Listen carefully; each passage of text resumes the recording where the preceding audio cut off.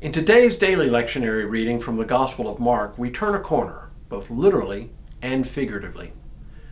At the beginning of chapter 10, Jesus and his disciples departed Capernaum on a journey we discover is towards Jerusalem, where Jesus knows he will meet opposition, suffering, and death. Now, from Capernaum to Jerusalem, it's generally a little west of south, but one of the common roads used in those days to get from Capernaum to Jerusalem ran due south down the Jordan River Valley almost to the Dead Sea. Then at Jericho, travelers would turn right and head up the mountain to Jerusalem. Today's story takes place as Jesus makes this final turn. It also marks a turn in his ministry, though, a turn from healing to confrontations with the authorities in the week ahead.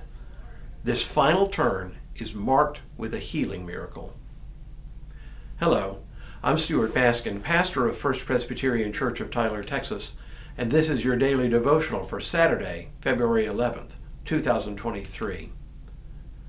This story is about the restoration of sight to a blind man, a certain Bartimaeus.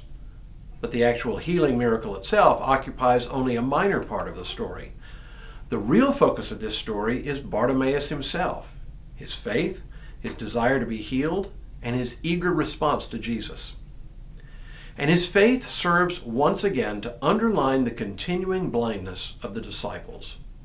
Here's the story. They came to Jericho.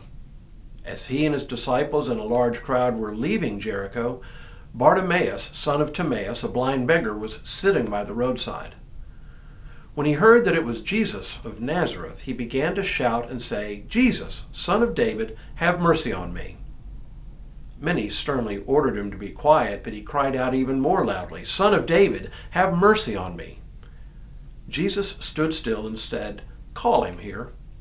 And they called the blind man, saying to him, "Take heart, get up, he is calling you." So, throwing off his cloak, he sprang up and came to Jesus. Then Jesus said to him, "What do you want me to do for you?" The blind man said to him, "My teacher, let me see again." Jesus said to him, "Go, your faith has made you well." Immediately he regained his sight and followed him on the way. Remember that in yesterday's episode, the disciples, James and John, responded to Jesus' statement foretelling his suffering, death, and resurrection by asking Jesus to do something for them. They wanted to sit at his left hand and at his right when he entered his glory. Like the 10 other disciples, though, they were effectively blind to what it meant to follow Jesus. Following Jesus isn't about seeking glory, but about a life of sacrificial service. Now, in this very next story, Jesus heals a blind man who, even in his blindness, sees clearly who Jesus is.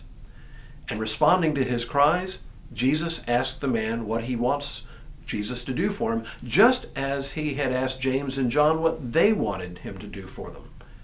But where James and John asked for something deeply inappropriate, something for themselves and their glory, the blind man asks for exactly the right thing, to be healed, to have his sight restored. Now, having been healed, Bartimaeus follows Jesus. But the text actually says a little more than that. Immediately he regained his sight and followed him on the way. Followed him on the way.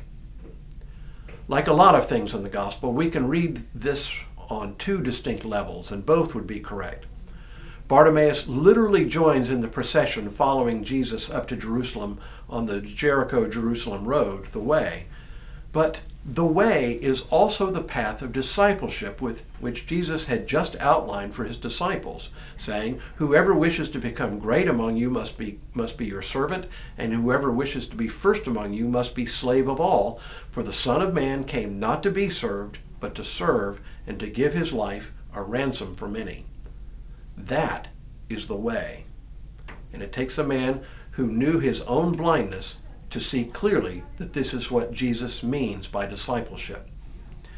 Now, I'm going to make a bit of a jump here, because though Mark doesn't ever use this term in this way, I'm sure he would have been familiar with it. In the Acts of the Apostles, written by the same author who penned the Gospel of Luke, Followers of Jesus, before they were ever called Christians, were described as followers of the way. In many respects, this is a better term for who we are than Christian. It reminds us that when we follow Jesus Christ, we commit ourselves to a particular way of life. We don't have to be blind to know that following Jesus has life consequences. But we do have to be blind not to see what discipleship entails. Perhaps we would do well to imitate blind Bartimaeus and ask Jesus to help us see more clearly the way that he's laid out for us. When we return on Monday, we'll follow Jesus into Jerusalem. But for now, may God continue to bless you and keep you in all that you do this day and in all the days ahead.